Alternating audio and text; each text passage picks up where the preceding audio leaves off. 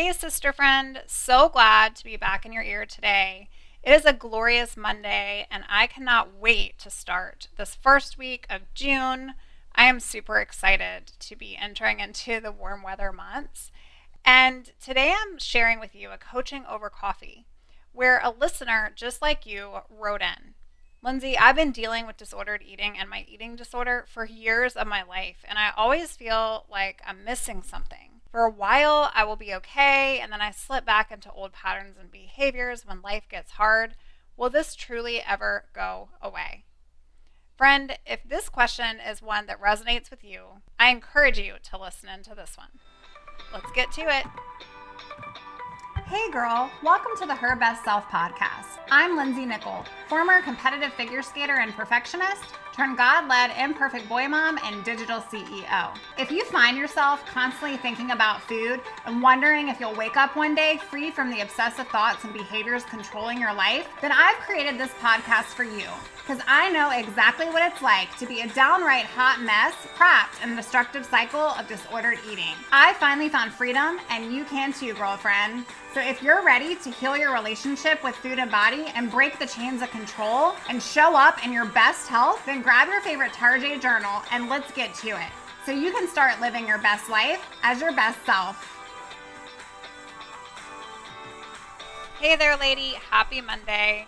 I am just going to start the show being vulnerable here, being authentic. I am on the mom struggle bus at the moment. I've got one son that is at baseball and another son who has had an all-night affair of not the good things. So I am a mama who is tired, running on E, and the exhaustion is real, not even gonna lie. But I just love that I'm able to record the show and he's literally sitting within 10 feet of me watching a movie, and I'm able to do both things because this is both parts of my heart. I've got all of my ladies, all of you, and of course I've got my little sicko over here. And so I'm recording the show. Hopefully it doesn't sound too different from our normal recording, but I won't be on my typical podcast mic today just because I don't want you guys to hear the lovely background noise of Minecraft.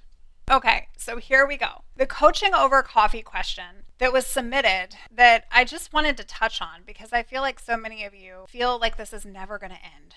You feel like the eating disorder or the years of disordered eating is just who you are and part of who you are. But that's not a realistic truth.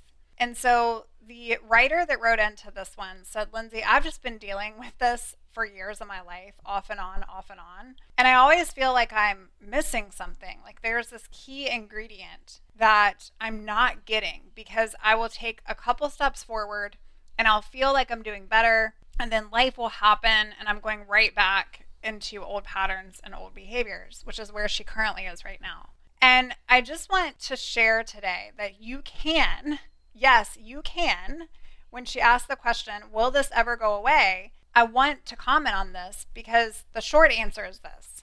Yes, it will. But I don't want you to look at it as going away. I want you to look at it as freedom is entirely possible. This can change the moment that you decide to release it.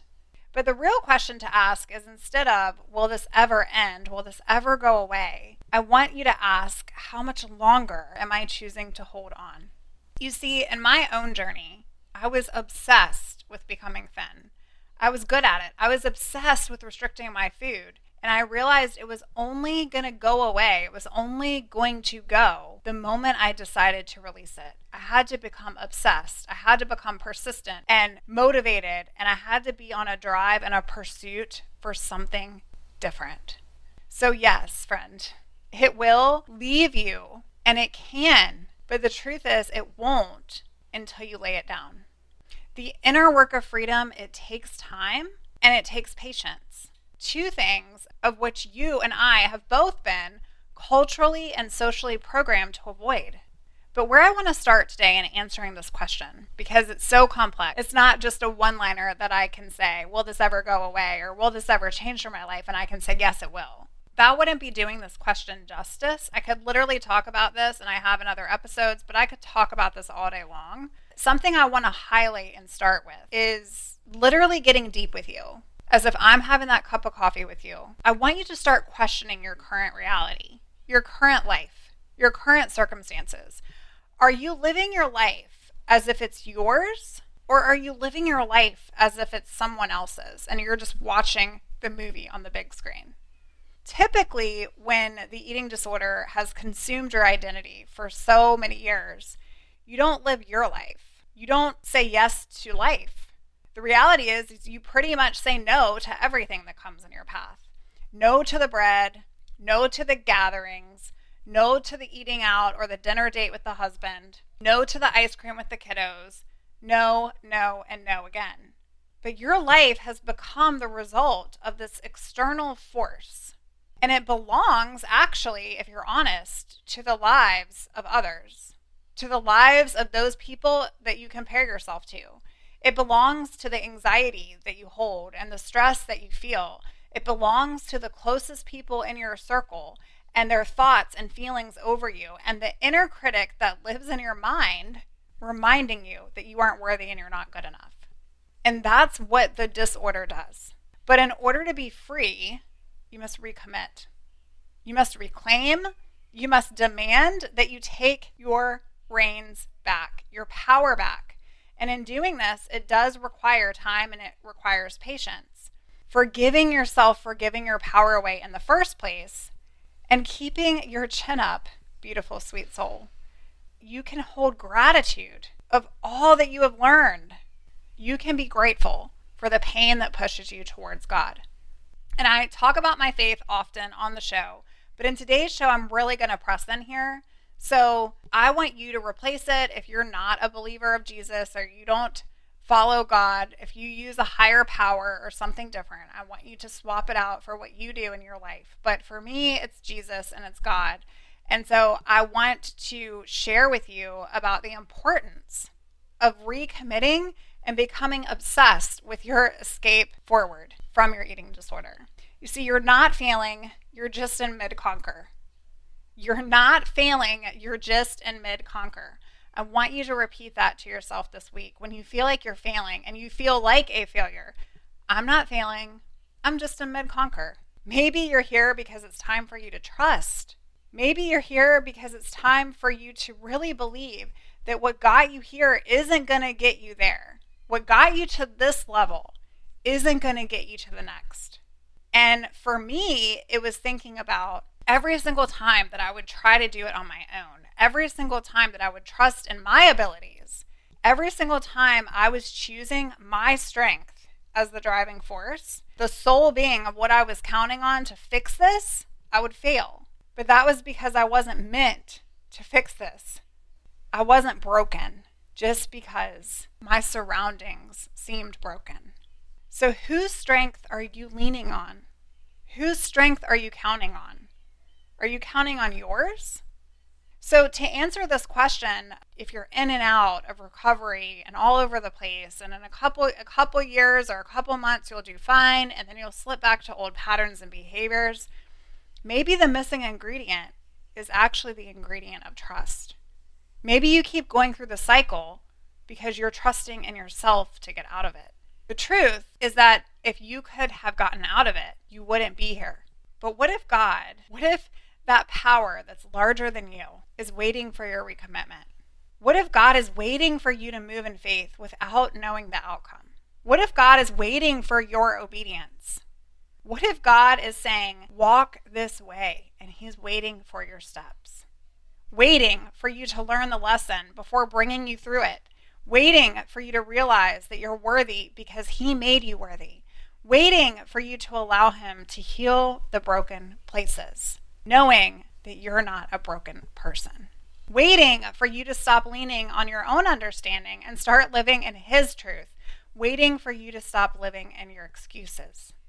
Matthew 8:23-26 is something I was reading today as I was sitting here in my office. It says this: Then Jesus got into the boat and started across the lake with his disciples. Suddenly, a fierce storm struck the lake, with waves breaking onto the boat, but he was sleeping. The disciples went and woke him up, shouting, "Save us, we're going to drown." And Jesus replied, "Why are you so afraid? You have so little faith." Then he got up and he rebuked the wind and the waves, and suddenly there was great calm. Do you feel like you're drowning? Do you feel like you're in and out of this disorder, and one day you're on top of the world and the other day it's owning you? Do you need a great calm? So stop looking to yourself to provide it. Learn to be calm in the process of becoming. Learn to be calm in the chaos. Learn to lean in and trust that you're here for a reason. And sometimes it's not for you to fix. Sometimes it's not for you to control. Sometimes it's just for you to be in it, trusting that there's a plan forward, taking a step and taking a breath, and then trying again tomorrow and recommitting. So I want to challenge you. Yes, recovery is possible. Yes, freedom is entirely possible. Yes, this can all go away the moment you decide to release it.